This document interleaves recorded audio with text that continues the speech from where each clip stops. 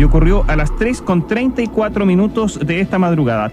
Bueno, recuerdo que ese día justo tenía el fin de semana libre, entonces tomé un par de amigos y nos fuimos a pasar un fin de semana para descansar a la playa. Fue el 27 de febrero aproximadamente a las 10 de la noche.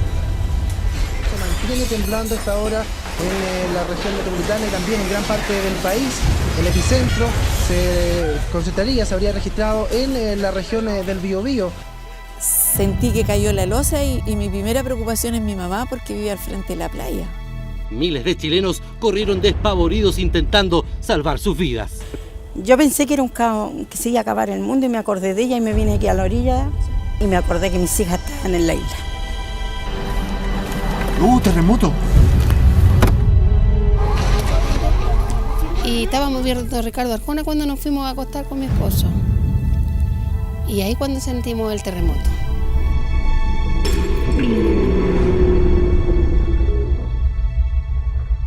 A las 3:34, yo creo que a nadie se le va a olvidar la hora, nadie se le va a olvidar lo que estábamos haciendo, nadie se le va a olvidar lo que pasó, cada uno en su instancia. Bueno, cuando partió el terremoto yo estaba en el pabellón de solteros, el casino se cayó, la gran parte del casino antiguo se cayó. Después rápidamente todos nos equipamos y fuimos a la guardia y viviendo la incertidumbre como todo el mundo, yo creo, sin poder comunicarnos con la familia, la mayoría. Y como como 3/4 de hora después, empieza ya la llena. Empieza ese ruido ensordecedor que venía. Y una oscuridad que se produjo en ese minuto aquí en Dichato. Y todos sentíamos el ruido. El ruido, se viene. Pero sí algunos empezaron ya a caminar hacia el cerro. Y a mi mamá ya la logré encontrar ya llegando casi aquí a la Villa Fresia. Y de ahí comencé a saber lo que pasaba acá en Constitución y las noticias fueron desgarradoras. Lo único que escuchábamos eran unas radios argentinas y ahí comenzamos todos a armar cada uno nuestro puzzle, yo tratando de armar qué es lo que pasaba acá en Constitución. Y mi suegro dijo, está quedando la embarrada para abajo, dijo, hay que arrancar en los botes. Sin saber que se iba a salir el mar, porque aparte vivíamos a una cuadra de la gobernación marítima. Y mi esposo le pasó el Emilito a mi suegro y él fue a ayudar a su mamá, que también estaba avanzada en edad. Y no alcancé a pisar. Cuando iba a pisar el tangón, la cuerda se rompió y se los llevó la corriente, antes de venir el tsunami. Porque el río empezó a entrar al tiro durante el terremoto, la corriente empezó a entrar como a 150 kilómetros por hora. Era mucha la corriente que entraba. Y ahí me puse a gritar y a decirle a mi esposo que el Emilito se iba con mi suegro. Entra la corriente, después que pasa el agua, viene la corriente que tira y chupa. Y ahí ya el agua lo llevó nuevamente hacia allá. Lo que yo le decía a mi esposo que teníamos que salvarlo, decía él, porque allá arriba está el Emilito, lo está esperando, Sofía. No los pudimos morir, lucha. Andaban 9, salieron 9 de mi casa. Llegó uno solo.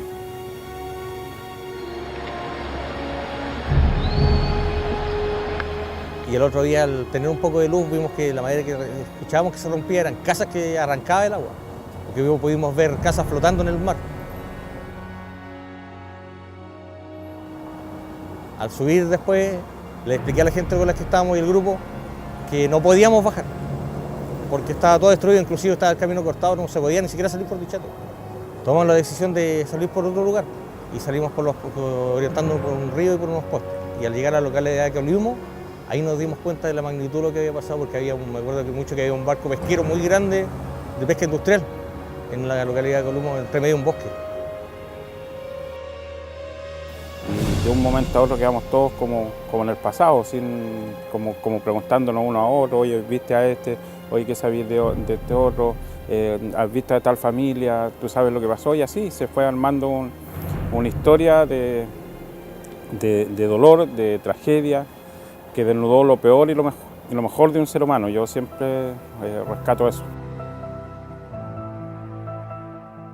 Bueno, cuando esta desgracia ocurre, recuerden que era la madrugada, un día sábado, a las 03:34, si no me equivoco, el ejército tenía un plan para emergencia de una dimensión bastante distinta en todo caso, que se llamaba el Puelche. Y nuestros primeros movimientos fueron apoyo humanitario. Había que rescatar gente, había que dar abrigo, había que dar alimentación básica, agua, entre otras cosas. El día domingo a primera hora nos embarcamos en un camión, camino a Constitución, y solamente teníamos la información por radio que decía de que no había un muy buen panorama por los efectos del terremoto, pero más que nada por lo que había dejado el tsunami. Yo creo que nadie a los 20 o 21 años que tenía yo estaba preparado, o muchos de los que estaban acá, quizás más antiguos, habían pasado por una catástrofe como la que fue ese día. Las unidades estaban no más allá de un 50%, pero nuestro personal de planta, oficiales y cuadro permanente, sin esperar el plan de enlace o el plan de llamada, como queramos decirle, concurrieron a sus cuarteles rápidamente y las dotaciones se completaron en menos de 24 horas. Al pedir que nos trajeran a Chillán, nos fueron trayendo los vehículos y ahí uno trataba de mencionar lo que había pasado. Habían caminos rotos, puentes caídos. Entonces ahí me expliqué por qué tenía que volver tan rápido, porque algo me decía que tenía que volver. Entonces vine a cumplir mi deber como militar y me presenté a la unidad. Y bueno, me acuerdo que uno de los primeros trabajos que tuve fue hacer turnos de 12 horas en la guardia del hospital para ordenar que la psicosis que había en la gente. Lo más impactante fue saber de que detrás o debajo de los escombros de las casas había gente aún. La verdad que es muy compleja, tenemos reportes a través del sistema de HF de que hay edificios... Vimos que la dimensión de la tragedia superaba cualquier tipo de número o de previsión de plan. Nosotros empezamos a adelantar nuestra gente desde el norte, porque sabíamos que esta desgracia no ameritaba un esfuerzo mayor.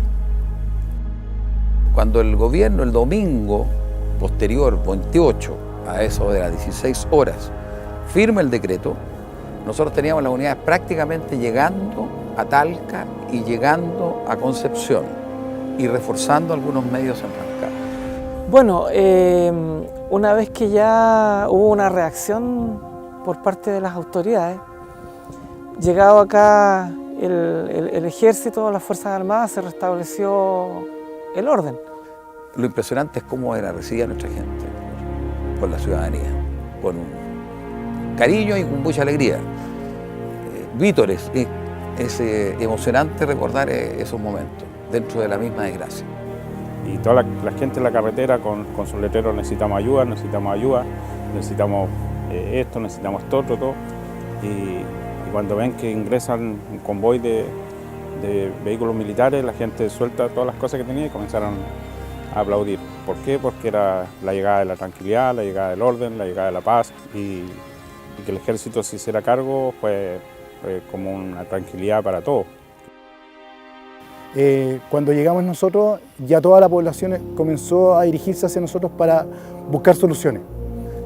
La gente estaba, la mayoría estaba en shock, y el comandante de la Fuerza Tarea de Dichato en esa época, lo primero que nos dijo que lo que teníamos que lograr era llevar tranquilidad a la población.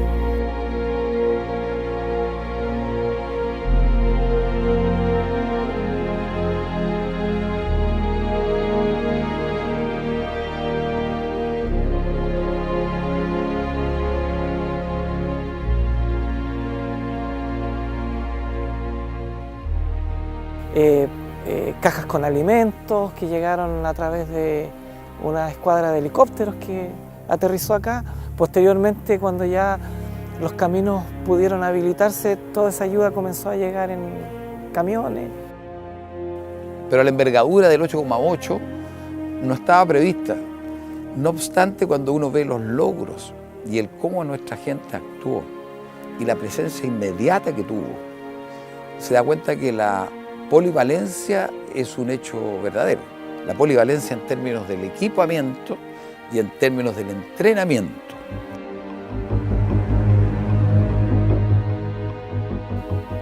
Bueno, después de haber ocurrido la catástrofe del 27F, a nosotros nos llegó la misión de poder ir a apoyar como Parme a lo que fue el edificio colapsado Alto Río. Vista Río, aledaño a la estación que en 2 minutos terminó con sus 15 pisos en el suelo. Bueno, en el sector cuando nosotros llegamos nos encontramos con un edificio colapsado que estaba partido por la mitad y con personas que se encontraban en su interior y no se sabía cuál era su situación.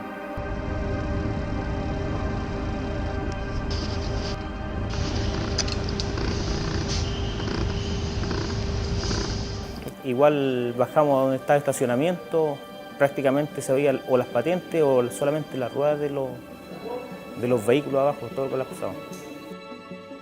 Trabajamos con, me acuerdo de ser una víctima igual, la logramos sacar del edificio con otros camaradas, con Riquelme, con Cerda.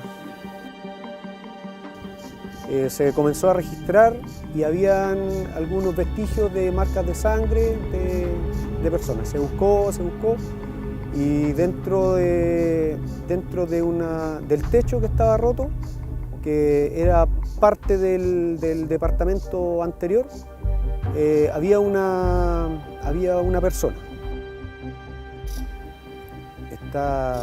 Uno no está predispuesto a encontrar un cadáver, siempre está tratando de buscar personas que estén vivas. Pero sí con la satisfacción que se recorrió todo el edificio con las patrullas que andábamos acá, diferentes unidades, con bomberos, PDI que andaba, se marcaron bien las zonas, se sacaron del edificio, así que se hizo igual con la conciencia tranquila todo, que se hizo lo mejor posible de parte del ejército. Regiones de Antofagasta hasta Los Lagos. El epicentro se localizó a 63 kilómetros al suroeste de la ciudad de Cauquenes. Hasta ahora, oficialmente, 214 personas murieron. Cuando pequeño había conocido la ciudad de Concepción, pero Dichato no lo conocía. Cuando llegamos a Dichato, estaba ese nivel de destrucción, habían casas flotando en el mar, familias que no encontraban a sus familiares, personas que lo habían perdido todo, y nosotros les llevamos esa tranquilidad, nos refortaleció nuestra educación militar, específicamente todos los que trabajamos en esa Fuerza Aérea. Hay gente acampando en la isla, hay 7 personas en este momento que están a salvo. Pero no se puede hacer nada por el momento porque no se puede subir, el río está bajando con mucha fuerza, sigue temblando. Después llegaron los militares, mi esposo salía a la búsqueda y yo me sentaba a la orilla del río, iba a las morgues, yo buscaba aquí en los hospitales, por si acaso llegaba el cuerpo de mi hijo. Porque yo quería que me lo entregaran, yo sabía que estaba muerto, mire, yo lo sabía, eso de madre, que no lo quería aceptar. Pero yo igual quería tenerlo pues en brazos, quería velarlo. No se pudo.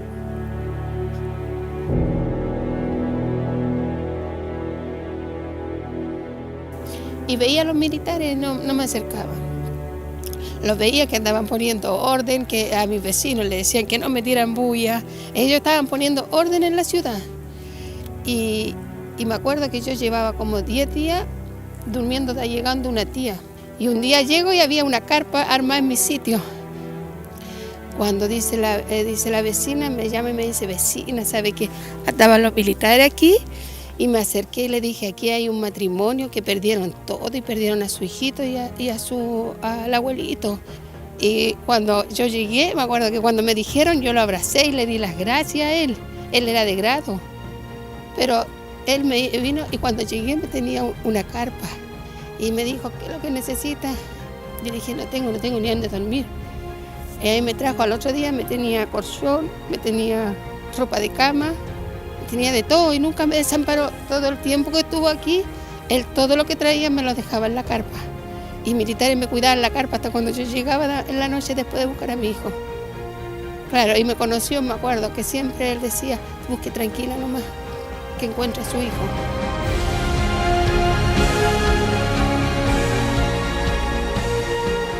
¿Cómo no estar agradecida yo? Todavía tengo los cubrecamas, todavía tengo las sábanas, que siempre me voy a acordar. Tengo la frazada, y en esa frazada recibió a mis hijos, a las 2 niñitas que tengo hoy en día.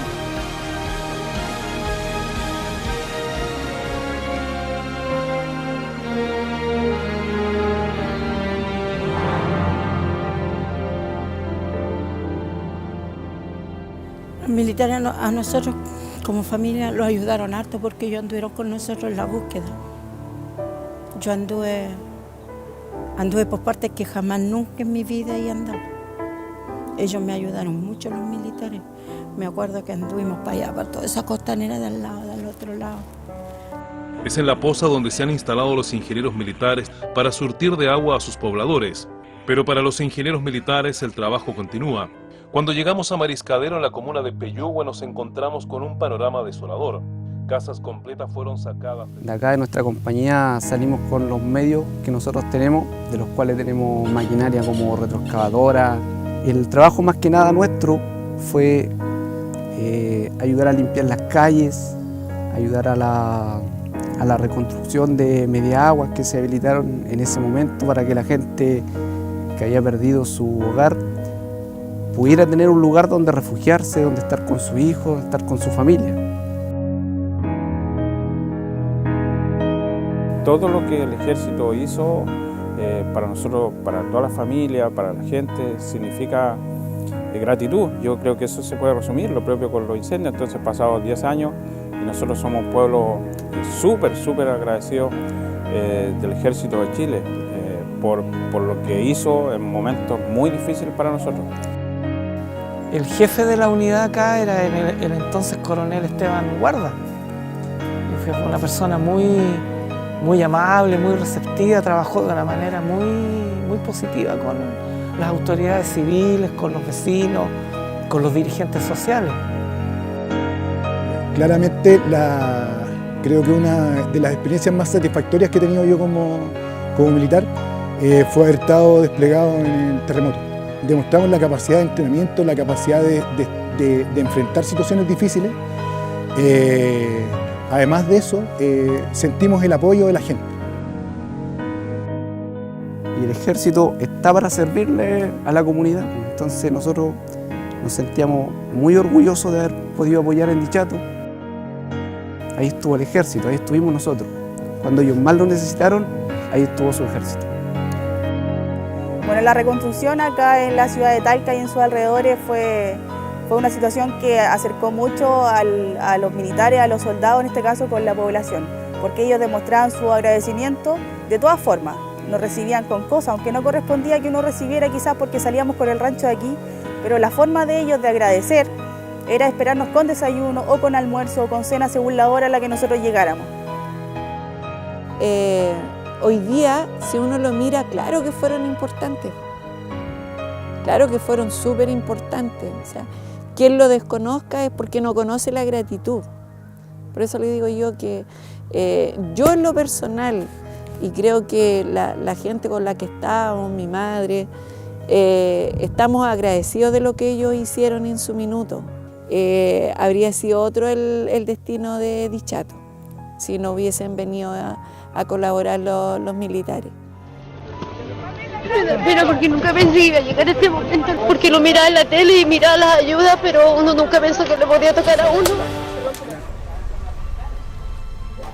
Hicimos un trabajo mancomunado y uno recuerda con cariño las bromas, las tallas que se producían y yo creo que fue re interesante el trabajo en conjunto.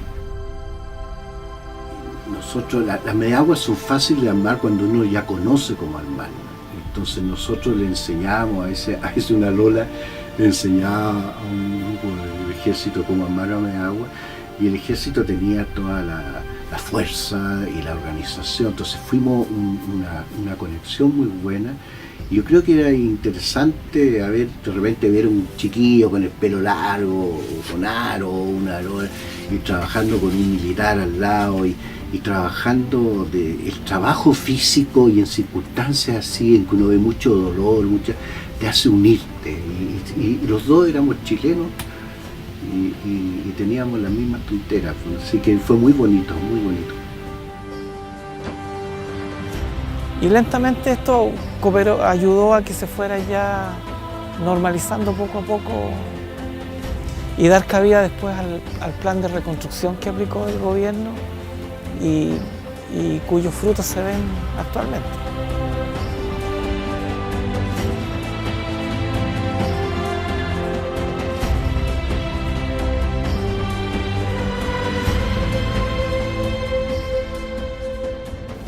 Detrás de cada uniforme hay seres humanos.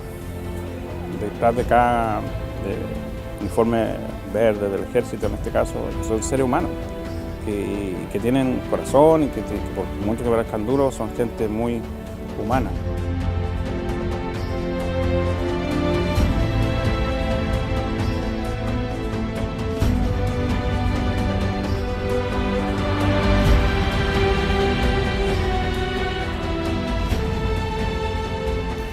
Pudimos llegar, rescatamos gente, cobijamos gente, reconstruimos el país y restablecimos el orden público. Eso creo que demuestra que sí, el ejército estaba preparado.